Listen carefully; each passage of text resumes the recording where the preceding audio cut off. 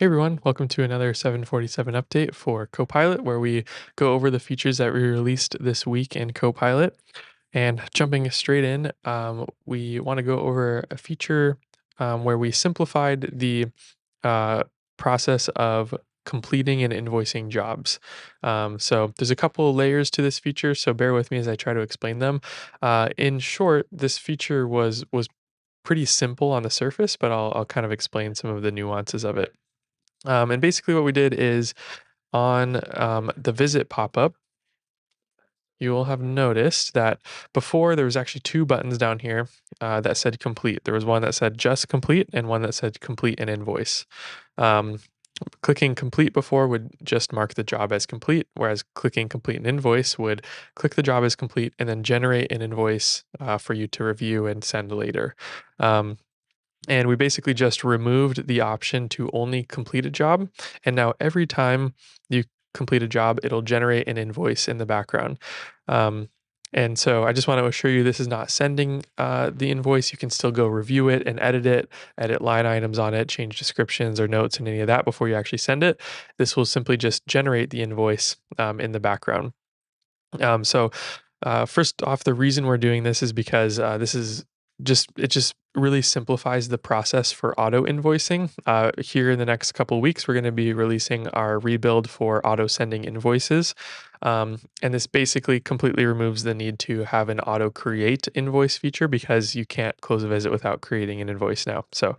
Um, I will explain really quick too for those who do pre-billing for those companies that send the invoice before they complete the visit.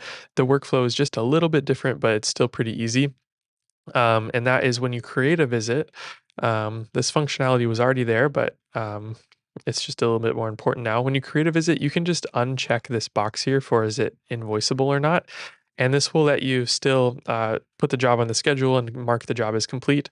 It simply just won't create an invoice for that visit. So if you had already created an invoice because you're pre-billing, you just want to uncheck the invoiceable option here. Other thing to point out too is just the one other setting we already had, and that is when creating invoices under the preferences. Might be a good idea to check this out for how you would like your invoices to stack. Basically, would you like to put all the services for one customer on an invoice? Would you like to create a invoice for each property, or would you just like a separate invoice for every visit?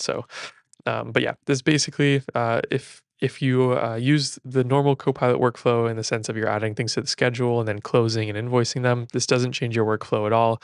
And then if you are pre-billing, you just want to make sure you uncheck that invoiceable button when creating a visit. So like I said, this is just one step to a lot bigger plan to completely rebuild the auto invoicing to be a lot more stable and less complicated on the back end, so that you guys can rely on that a bit better. So that is that update.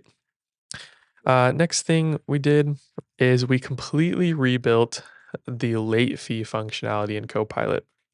This was giving us issues for quite a bit of time, so we decided to just scrap the whole thing and have one of our best developers make this feature, and now it is live. So these settings are located in your settings under invoices, estimates, and receipts. And down here, you can set late fees. You can add up to 3 different late fees. Um, Add one near here. You can add up to 3 different late fees of different amounts. You can also select if it's a percentage or an exact dollar amount. Um, and this is how you set the company rules for a late fee. This update is also, you can set late fees for individual customers. So if I open just a customer profile here, go down to invoice settings, and then there's actually a couple more options in here. So you can have a customer have no late fees. So even if your company has late fees and you want to turn it off for the specific customer, you can do that way. You can have your specific customer just use the company default ones, or you can have a custom late fee for that customer. Um, and then this is also, you can change this on the fly when creating an invoice. So if I'm creating an invoice, as you can see right here, now we have late fee options, and you can select no rules, company default, the customer rules set in their profile, or custom rules. You can actually set a custom late fee per invoice now, and you can add multiple rules for here as well. So if I want it to be on the 11th for 10 and the 18th for 20 and so on and so forth. Um, so that is our late fee rebuild. Should be a lot more reliable, and we shouldn't get any false positives this way when it comes to late fees. So very nice. Next thing we pushed was a call notes and call notifications. So this before I show you this feature, I will preface this will be a enterprise only feature very soon.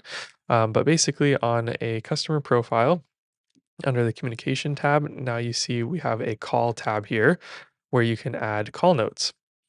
And the reason why this is different than just regular notes is we built in notifications and some automations into these notes. So whenever you save a note, you can choose to notify either an owner or an employee, which I'll show you those settings in a second, and you can choose to create a follow-up to do. So in your settings, under preferences, if you scroll down, you will now see call automation notifications, where you can set an email notification or a text notification using an email or text template, um, and by selecting an employee. So if you want a text template to go out um, to one of your employees, you can select your employee in here, and then you can turn that notification on with that button.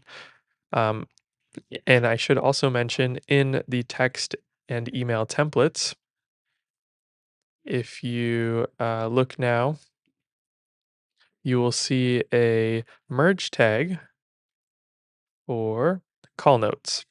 And this will actually include the note added in the notification. So um, if you want your employee to see the notes you write down in here, it'll actually use that merge tag to pull that into either a text or an email. So all that being said, how it works is pretty simple. You just go into the communication, hit add call, and then you can save call notes. And then if you check this box, it'll notify whoever you have it set up to notify. And if you you can set also a follow up to do. So I'll just add it for today. Move me over here and hit save call notes. So this should notify that employee. And also, if I go into the schedule,